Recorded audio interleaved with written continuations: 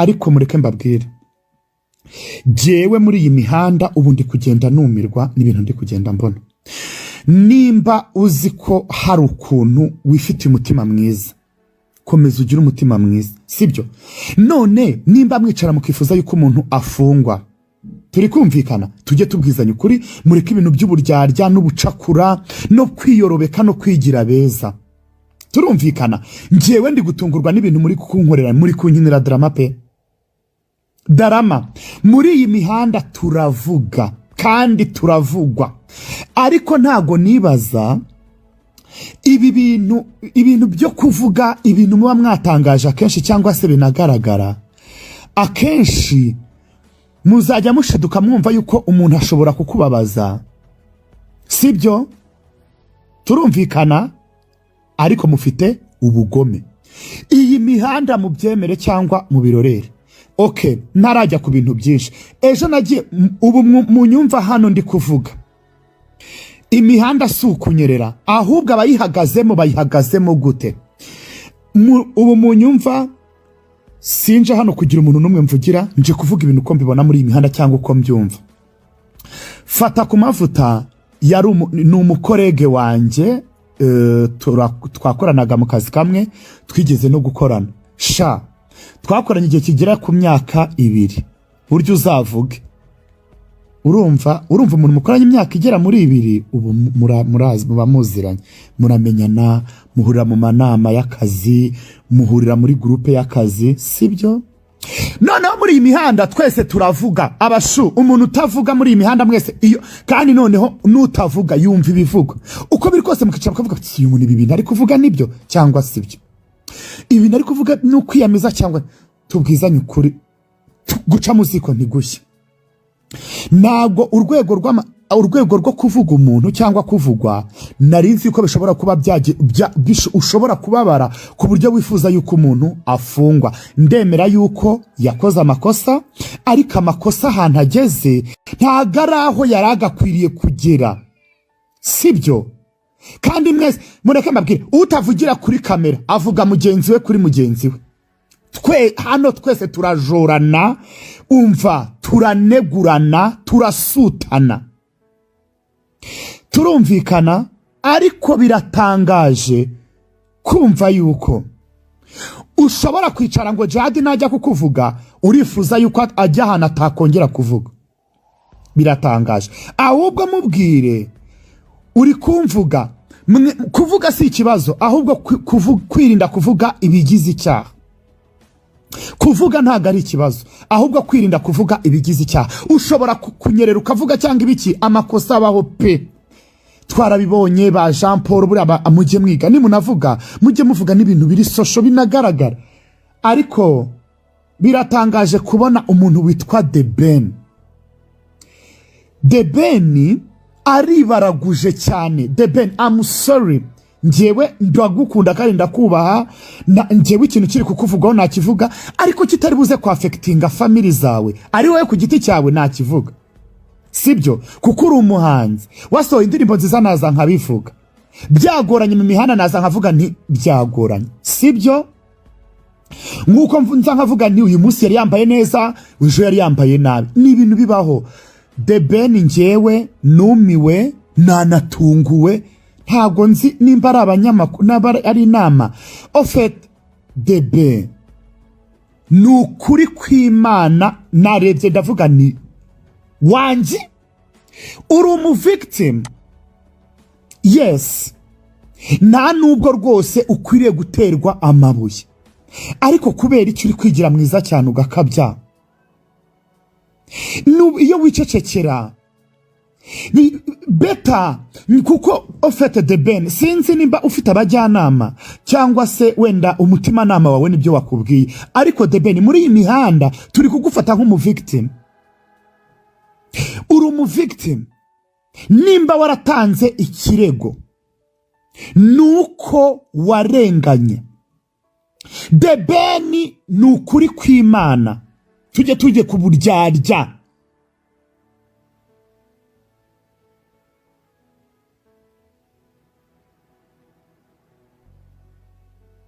Sibyo?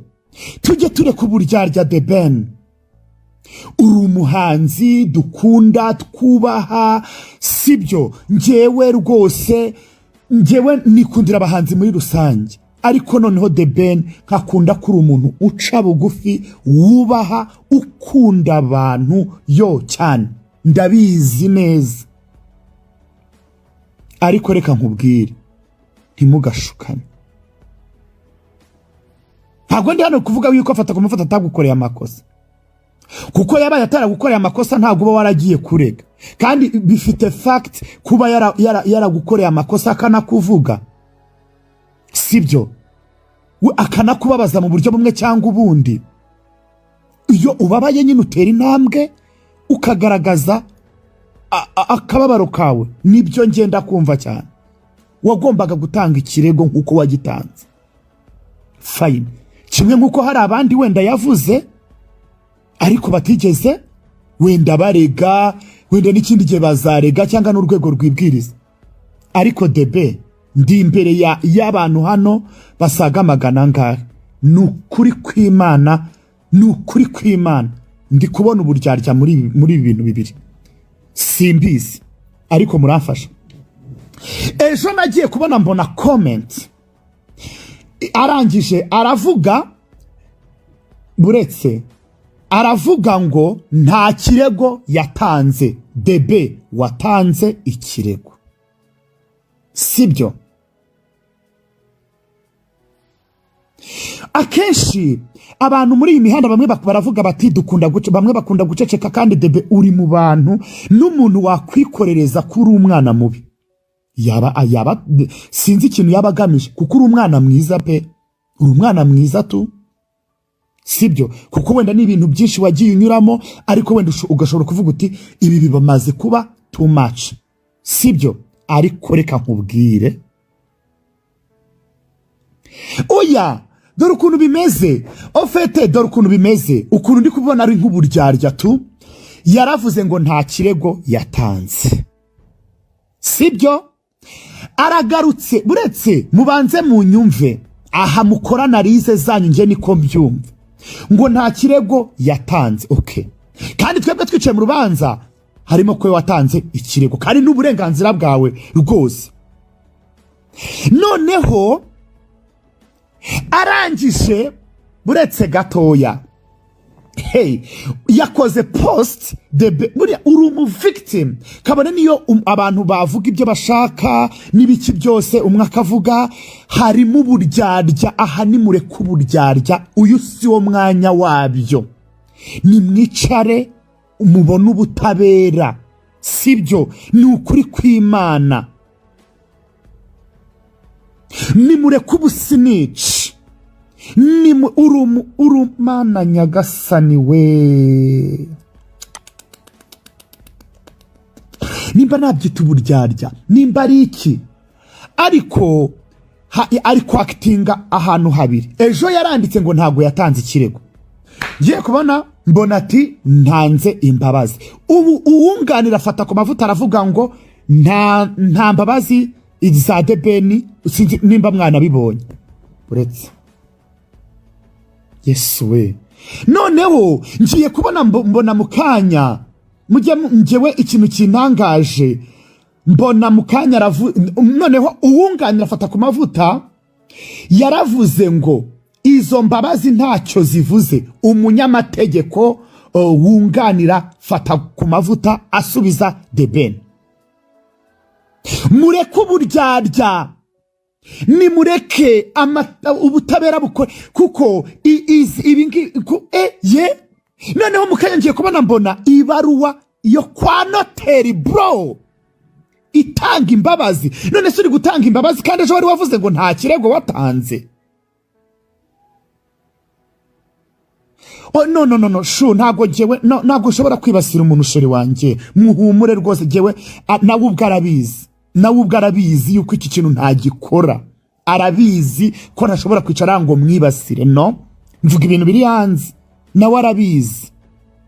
Yego ntago tubyanze, reka n'ubundi arafunze, ntago tubyanze Arisi, ntago byanzwe kandi nta kibazo, sibyo? Umuntu yo yakoze amakosa arayahanirwa, none nimba nta kirego watanze wandikaga iki? Imbabazi ni iziki? You guys tujye tubwizanya ukuri, guca mu ziko ni gushya. Reka turemera yuko uri umu victim muri iki kibazo rwose. Fata ku mavuta yarakurenganyije mu buryo bumwe cyangwa ubundi. Aba nukuri shaman. None ejo ngiye kubona mbona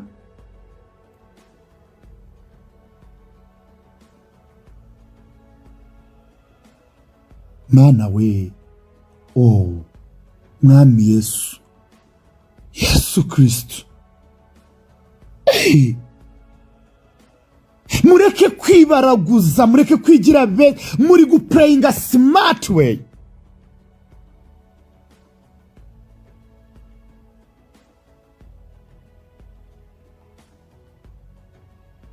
Muri guprayinga smart. No, nta mpamvu. Mwagomba, hari uburyo bwiza bwari kubafasha, n'amategeko arabibemerera. N'amategeko arabimemerera. Sibyo, kuko hari uburyo bwo kureba umuntu wagukozeho inkuru itari nziza itagushimishije akayihindura cyangwa akayisiba kanayivugurura. Hari n'uburyo bwo gutanga ikirego ukagana ubutabera. Ibyo ndabihamya. Ndahamya neza yuko nkoze inkuru ku muntu ntimushimishe yambwira ntabwo kandi ikindi mubanze mu minami. Sibyo, ni nabyo njya mbabwira. Ngiyewe umuntu nzakora inkuru ikamubabaza azambwire nyisibe nanamusaba imbabazi kuko izaba yamubabaje. Ibi byose rero birutwa no kwicecekera. None se kuko igihe kiba cyarenze, iyo ibintu byageze mu mategeko biba byageze mu mategeko. Ntabwo nabyanze ko fata ku mavuta yakabyaga shushu. None se urumva nabihakanye?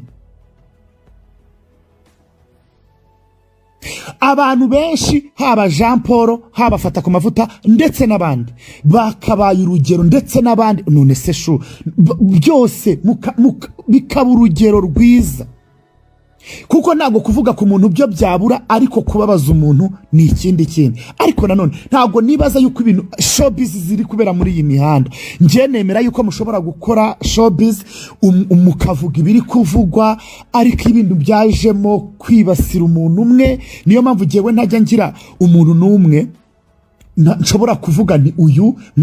Jewe ndababwiye nti The Ben ndamukunda kandi ndamwubaha kandi ndanamwumva, ndabyumva. Ariko kuri inshuro ndumiwe. Aravuze ngo nta kirego yatanze, fine. Noneho ngiye kumva numva ngo atanze imbabazi. None imbabazi ni iziki kandi nta kirego watanze?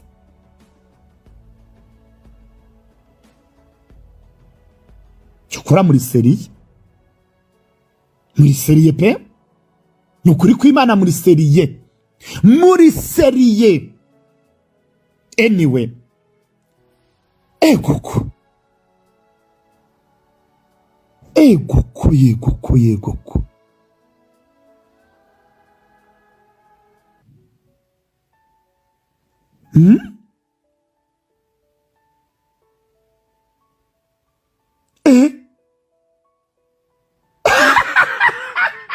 wisetsa. Ndavuze Yesu we. Ano.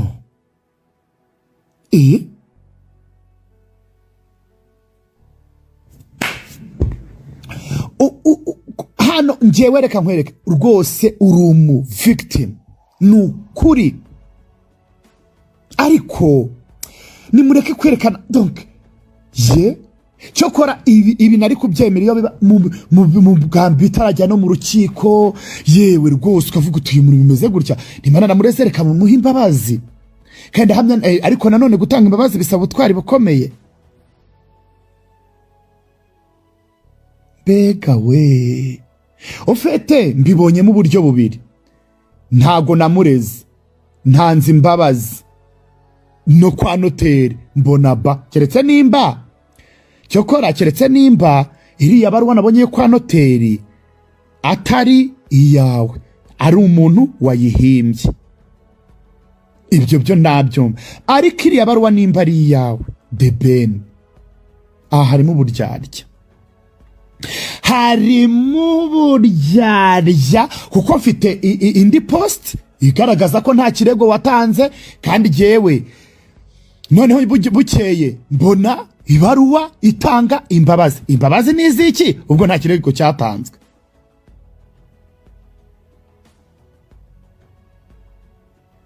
Nta kibazo. Rukundo shame on you.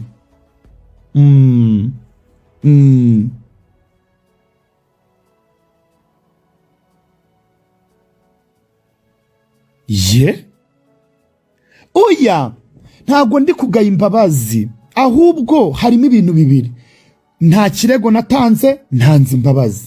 Harimo ibintu bibiri.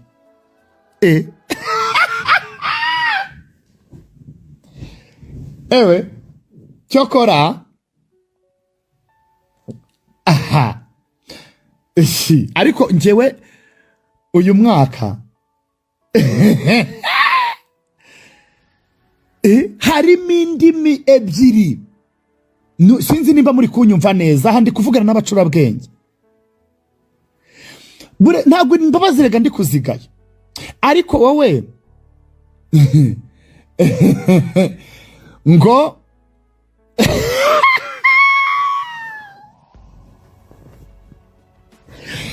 poste fite ngo nta kirego, ati sinigeze ndega, fata ku mavuta. Okay, fine.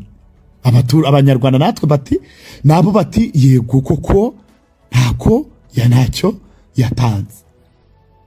Noneho ngiye kubona mbona ibaruwa, keretse nimba atari yevre,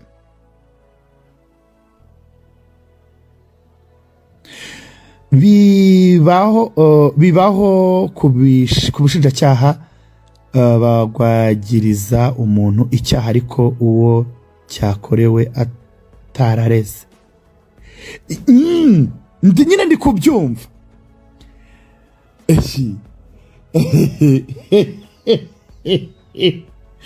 Sha reka nkubwire, aha nizere yuko ntari kwibasira umu victim, kuko njyewe muri iyi case yafata ku mavuta The Ben mufata nk'umu victim, ariko nagiye kubona mbona post ivuga ngo nta kirego yatanze. Ubu gitondo nabyutse mbona ngo ibaruwa yo kwa noteri watanze imbabazi. None ahubwo ndi kwibaza, nta kibazo Hirwa, ndi kwibaza kuko abariyo n'abantu, ariko mwibwira yuko ndi kwibaza nta kirego natanze, ntanze imbabazi. None se murumva atarimo indimi ebyiri? Okay, reka dukomeze, ndaza kureba iki kibuga aho kiri buze gucuramira rwose. Mana y'u Rwanda, ndaba numva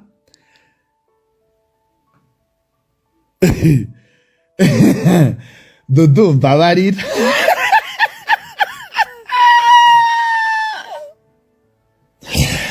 Mwumva kandi gashya kari muri iyi mihanda. Ekanze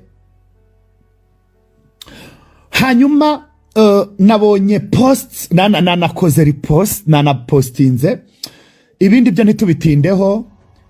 Gusa nanone tubwizanye ukuri, wenda izi mbabazi koko nimba yaratanze ikirego, izi mbabazi mu mizi, buriya nibajya kuburana mu mizi, nibajya kuburana mu mizi, ishobora kuzagabanya igihano, ariko ntibikuraho ko batazamuhana.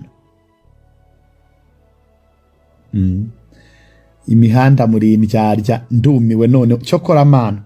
Okay, hanyuma umuntu witwa Dabiju nawe rero abaryunze muri aya, dore imihanda uko iteye, ni hatarige nihitiraga. Yanditse Dabiju agira ati, aha ni ku rukuta rwe rwa Instagram, yanameshoninze, aravuga ngo mutega amatwi.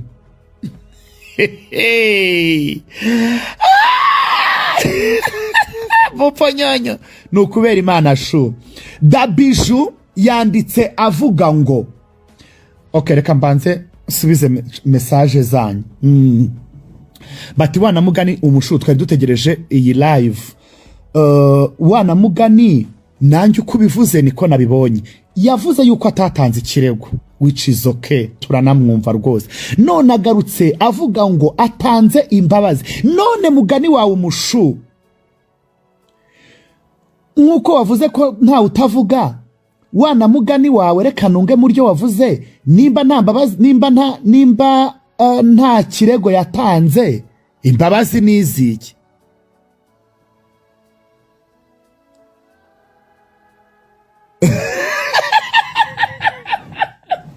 Okay. Tubwira ibiyobyabwenge nabyo bivugwa muri dosiye mbese ni isozi. Okay, ibiyobyabwenge bivugwa muri dosiye rero, yavuze ko fata ku mavuta yireguye avuga ko atigeze apimwa, asaba yuko bazamupima ati kuko igipapuro cyagaragaje ibizamini bivugwa ngo ko ari ibye, ntago yabisinyeho, ngo nta mukono wiwuriho, nta n'izina rye hasi ririho. So ubwo rero ni ukuvuga ngo barasaba kuzongera kumupima. Yego, nibyo ngibyo bivuga. Kandi imbabazi ziki imba atarareze. Thank you wase Betty. Nanjye niko nari mbibonye ya. Yego rwose uko niko nanjye mbibona, ariko nyirubwite bafite uko abyumva. Nanone ntitwamurenganya nubwo twamutera amabuye, ariko hano rwose harimo donc harimo nana yera. Djihad, yego nari ntegereje iyi live, nari nzi ko utarabibona. Ejo twabonye post ivuga yuko nta atigeze amurega. None imbabazi nizi icyo atarigeze arega, kubera iki The Ben akunda kwisobanura. None se atisobanura we si umuntu? The Ben yanteye isoni ngo ntiyareze, ngo ntiyarazi, none se ngo imbabazi nta nizo bamutuburiye buriya. Bazongera bamupima. Batishaje nkunda yuko akenshi rwose nanjye ndabizi ko ukunda The Ben, ariko nkunda yuko utajya uca ibintu ku ruhande. None kuki utamugiriye inama kandi ari umuntu wawe? Wana mugani kubera iki yavuze ko atareze akaba atanze imbabazi niziki? Lie now umushu, I followed you. Ibaze. Hello, birashoboka ko ubushinjacyaha butanga ikirego nyirubwite atarareze rwose. Ibyo ntimubitindeho. Yego, ashobora kuba nta kirego yatanze, ahubwo ubushinjacyaha bukarega mu izina rye ko yamwatse. Hambisobanukiwe. Nyeka ko ikirego yatanze ari icya 2023 n'ubundi, noneho agatungurwa no kumva ko cyageze mu 2024. Okay, yes. Beni wamugira inama akaba umuntu uri straight. Mupo nyonyo. Aha tupo. Hello.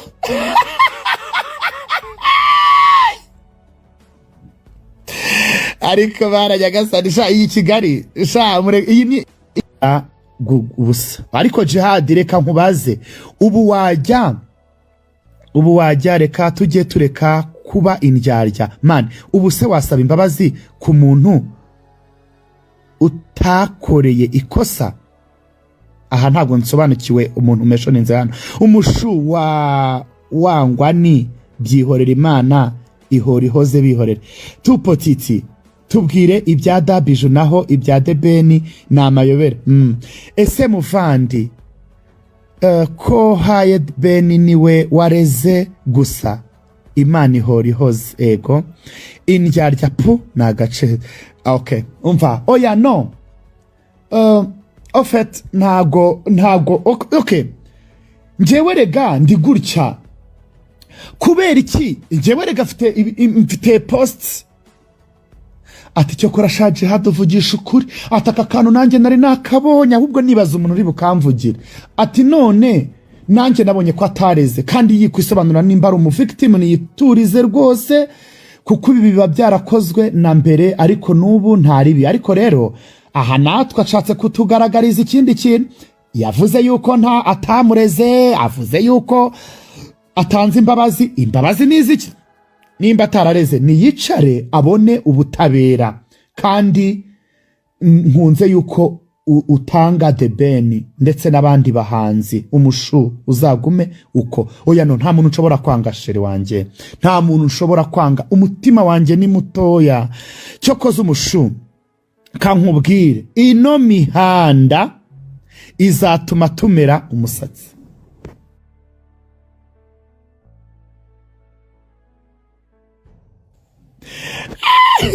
Umuntu ukora ikosa njyewe ikindi nje ndi imbere yanyu banyarwanda ndavuga pe, ariko umuntu uzumva ko navuze ibintu harimo bikamubabaza njyewe azambwire nze mbihindure. Niyumva ko ariko tuzabanza twicarane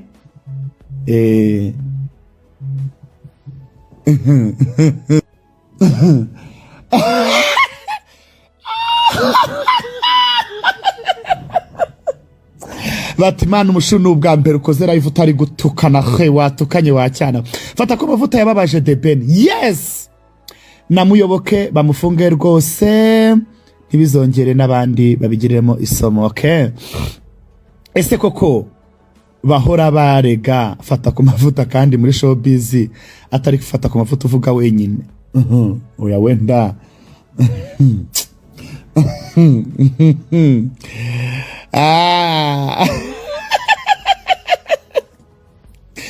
ngo shaje hayi ibyo uvuze nibyo pe kandi nta n'icyaha ukoze. Ati nukuri ko Imana nanjye nabibonye ndatungurwa. Ubumwe ngo nta mbabazi ntago yamureze.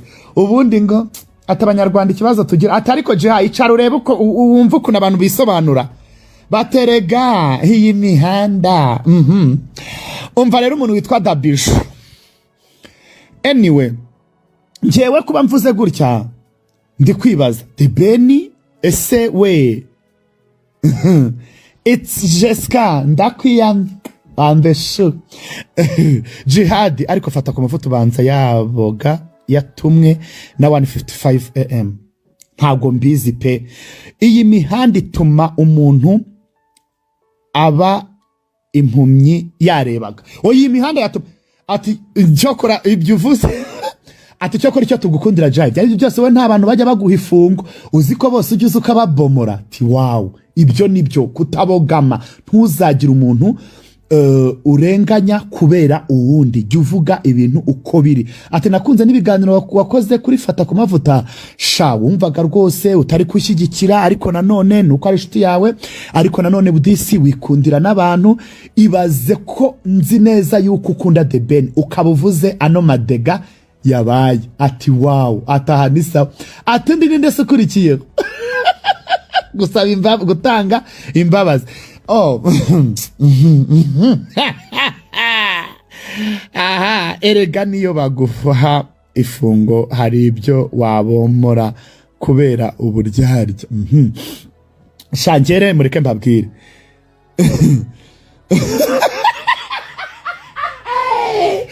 ati muri uyu mwaka twabonye umusinzi, twabonye n'injajwa, tubonye n'indyarya. Hello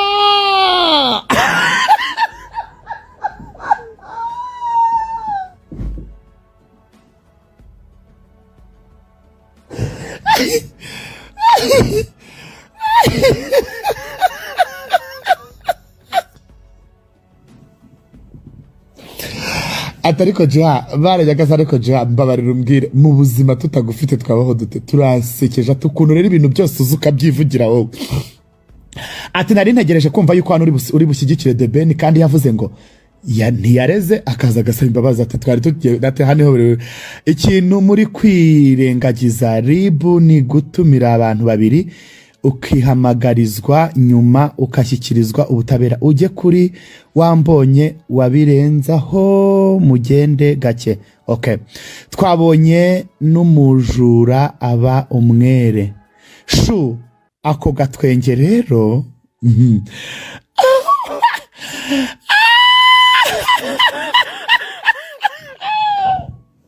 mwumva witwa Dabiju rero ukuntu yashyize ku rukuta rwe. Mana we atariko shaje amana ndagukunda ibi bintu uvuze nanjye niko mbibona. Twabonye n'urumurongoranyi mpuzamahanga.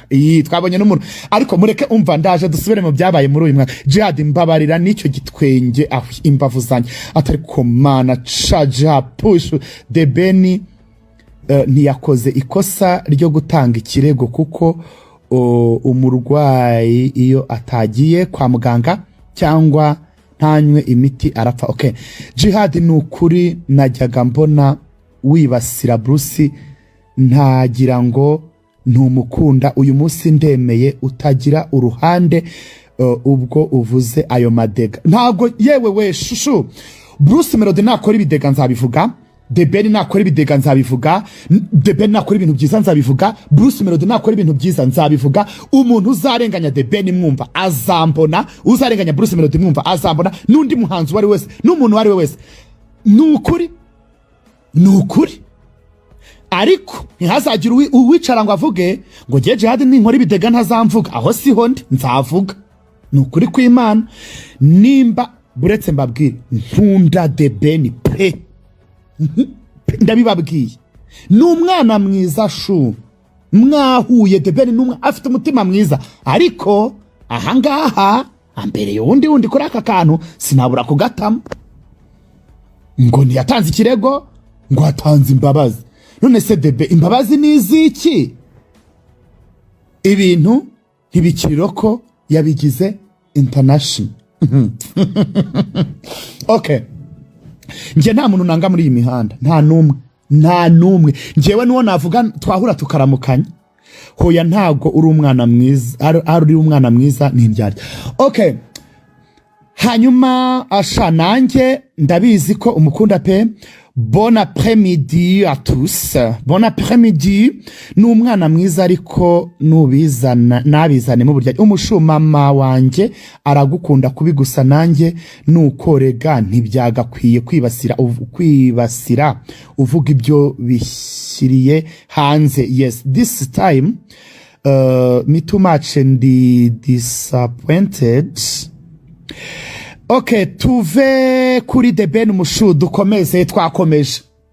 Mana shamura nyobora mwanda yamwe. Dabiju ku rukuta rwe yagize ati hashize amasaha make ndasaba ko mutazongera kuvuga ko nabuze mu kirego natanze. Igihe kizagera mube muretse gato.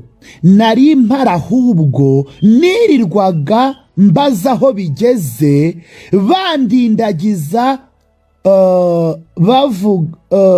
kuvuga ndabizi kandi one day nzavuga. Reka subiremo.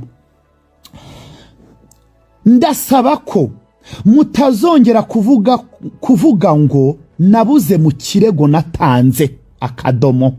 Igihe kizagera mube muretse gato. Nari mpari ahubwo nirirwaga mbaza aho bigeze bandindagiza kuvuga ndabizi kandi one day nanjye nzavuga. Ndasubiramo. Ndasaba ko mutazongera kuvuga ngo nabuze mu kirego natanze.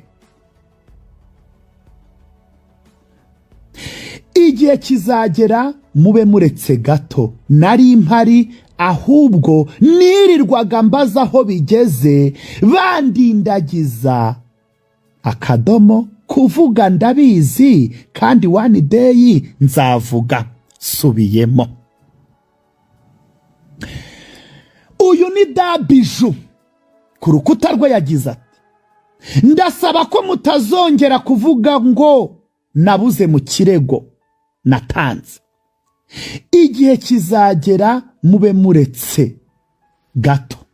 Nari mpari ahubwo nirirwaga mbaza aho bigeze bandindagiza kuvuga ndabizi kandi one day nzavuga. Ndasubiramo kugira ngo mubyumve neza. iyo systeme ntiri kumvikana fresh Jimmy ndakwiyamye none se jewe n'icyo uri buyumvikanishe dada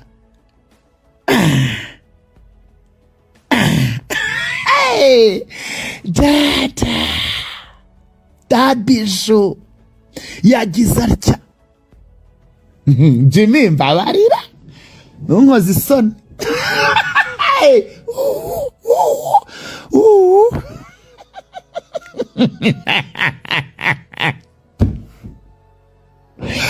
kandi Jimmy reka nsubiremo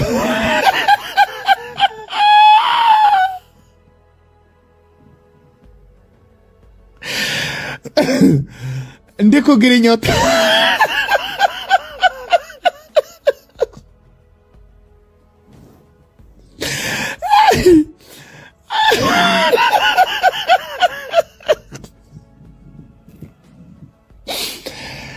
reka mbasomere da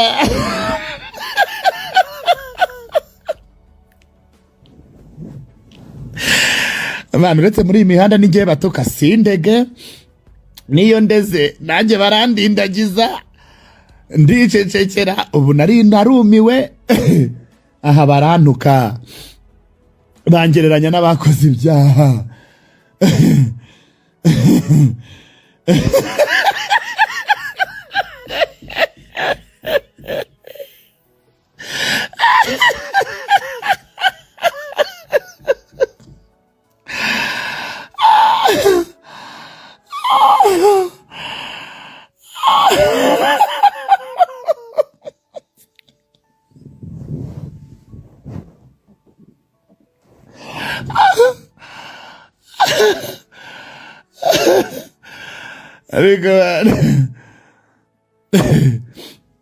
iyi bamvuze nabi baravuze ngo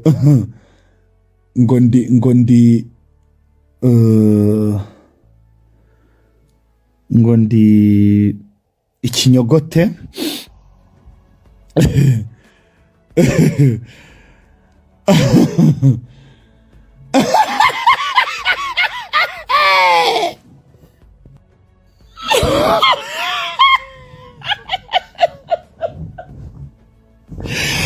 buriya hari ukuntu njya niherera nkakubita agatwenge k'urumenesho buriya uzaseke muri iyi mihanda buriya uzaseke uyu mukobwa yavugiye mu migani yo muri Bibiliya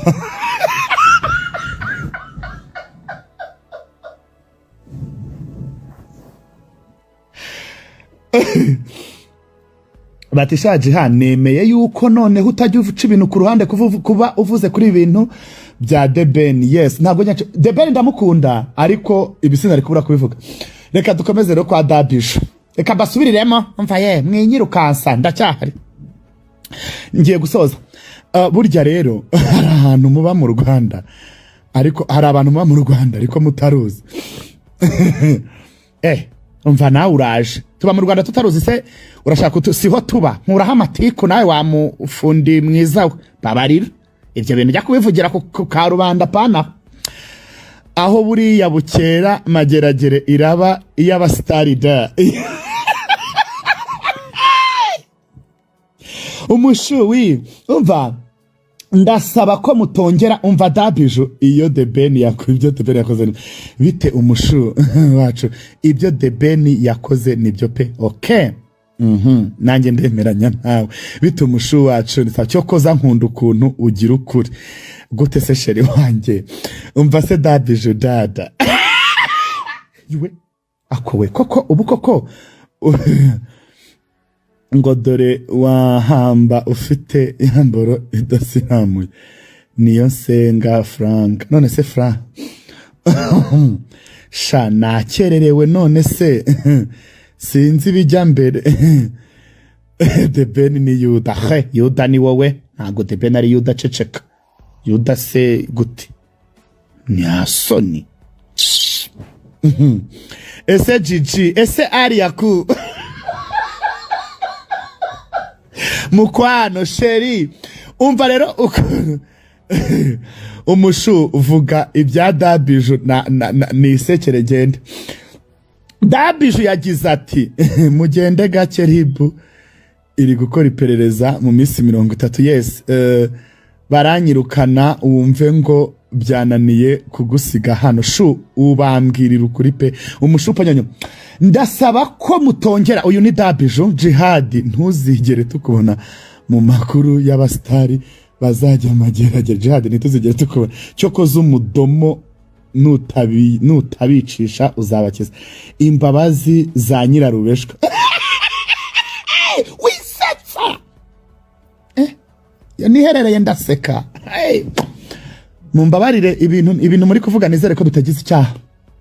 Ndasaba ko mutakongera, uyu ni Dabijo, ndasaba Dabijo aragira ati ndasaba ko mutakongera kuvuga ngo nabuze mu kirego natanze.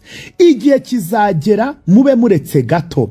Nari mpari ahubwo nirirwaga mbaza aho bigeze bandindagiza. Kuvuga ndabizi kandi one day nzavuga. Mwakira ijambo rya Dabijo. Ikindi rero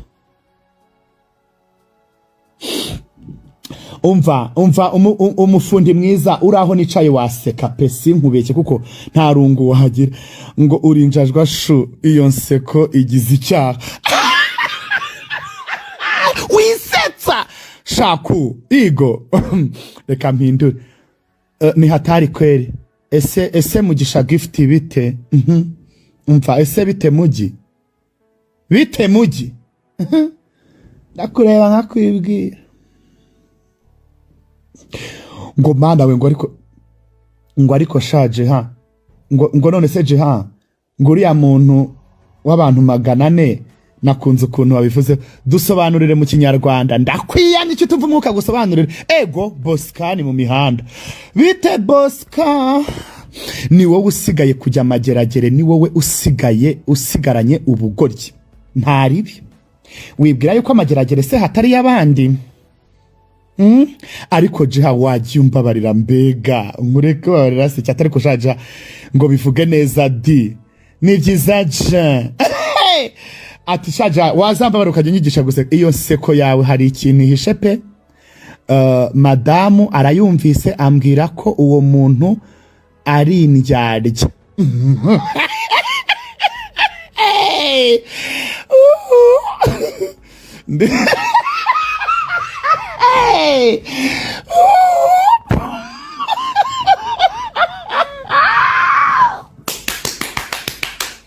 Wisetsa. Batahubwo Djihad wowe ni wowe muntu uzi kubakoma, ahubwo nuko bakoma bitagize icyaha. Ati giye maze kugukurikirana ndakwiyamye abancira urubanza baratabazapfa.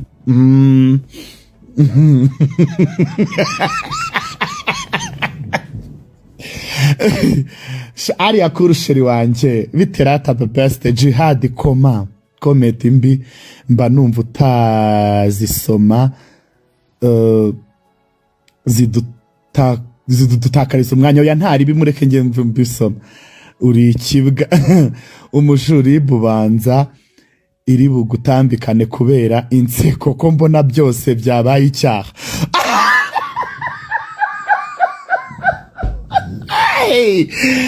Yesuwe uranjagaraza sinkubeshye mva.